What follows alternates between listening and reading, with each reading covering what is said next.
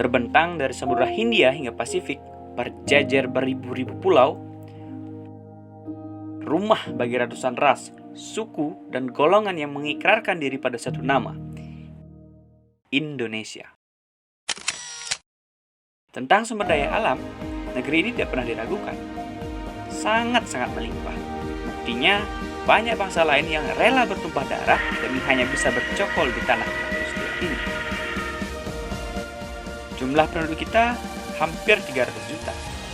Katanya, jumlah kaum muda yang seharusnya produktif melebihi kaum tua. Jadi, kalau dipikir-pikir, rasanya negeri ini akan maju dalam waktu yang dekat. Pasalnya, secara teori, generasi muda adalah aset besar yang akan menjadi penggerak bangsa. Jadi tulang bangsa ini, terutama pada masa pandemi COVID-19. Generasi muda pasti tidak akan menyerah dan mencari cara untuk produktif, apalagi dengan bantuan teknologi yang berkembang saat ini. Aku yakin itu. Ya, semoga saja.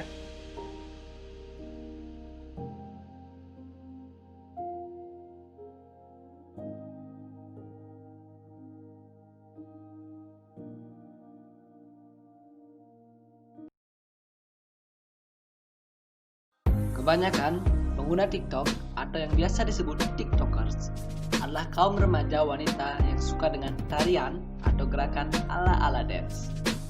Ya, platform ini memungkinkan siapa saja untuk bisa meliak-liuk semacam menari dengan iringan berbagai musik yang bisa dipilih sendiri. Sebenarnya, TikTok dapat difungsikan lebih luas lagi dan menjadi lahan usaha, semisal endorse dan yang lainnya. Tapi TikTok malah lebih dibanjiri oleh pengguna dengan konten-konten aneh, tidak senonoh, berbau sara, dan bisa berujung pada kematian. Ini contohnya. Media sosial diramaikan dengan kejadian naas yang dialami siswi SMP yang berinisial D. Pelajar ini meninggal karena tersetrum saat mengambil HP yang terjatuh di antara kabel listrik di atas rumahnya. Korban meninggal di tempat dengan kulit gosong hangus terbakar. Peristiwa itu terjadi di perumahan Regensi 2 Cibitung, Kabupaten Bekasi, Jawa Barat. Gila kan cuy?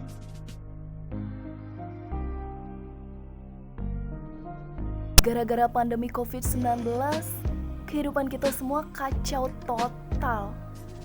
Total banget cuy.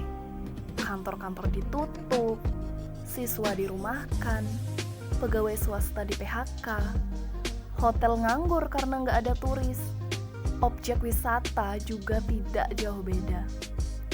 Intinya, semua berantakan, atau istilah lainnya, ambyar.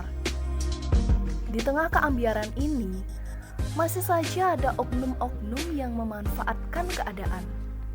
Ada yang dengan tujuan meraup untung, atau ada juga yang hanya sekedar menambah gaduh keadaan. Contoh yang paling sederhana adalah ketika ada kasus penolakan jenazah pasien positif COVID-19 di berbagai daerah. Salah satu kasus yakni pemakaman jenazah AR yang merupakan pasien dalam pengawasan COVID-19 di Kabupaten Goa, Sulawesi Selatan sempat tertunda. Hal ini dikarenakan warga di sekitar lokasi pemakaman tersebut menolak jenazah untuk dimakamkan setelah mengetahui riwayat kematian jenazah. Tak hanya menolak, ambulans yang membawa jenazah korban juga diusir secara paksa oleh warga setempat. Kejadian itu bermula pada kurangnya pengetahuan warga yang dibarengi dengan asupan informasi bohong oleh berbagai pihak bahwa COVID-19 yang disebabkan oleh virus SARS-CoV-2 dapat menular dari orang yang sudah mati. Itu jelas-jelas adalah berita yang sama sekali tidak benar, dan pada akhirnya pelaku penyebar berita hoaks dan provokator diamankan polisi. Kepolisian Resor Goa, Sulawesi Selatan mengamankan 4 orang warga yang diduga sebagai provokator dalam aksi penolakan pemakaman jenazah pasien positif corona. Mereka dijerat dengan pasal 212 ayat 1 KUHP, pasal 160 KUHP, dan pasal 218 KUHP dengan ancaman hukuman maksimal 7 tahun penjara. Dengan upaya yang dilakukan itu diharapkan kasus serupa tidak terulang kembali di kemudian hari.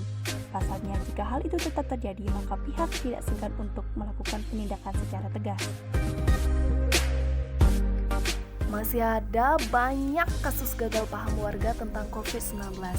Salah satunya seperti cuplikan berikut. Kamu jangan dekat sama orang itu ya. Dia kan habis karantina gara-gara jadi OTG. Iya bener, lebih baik jauhi saja. Kasih tahu teman-teman yang lain. Emangnya kamu tahu dari mana? Nih, aku baca di FB tadi. Salah aku apa?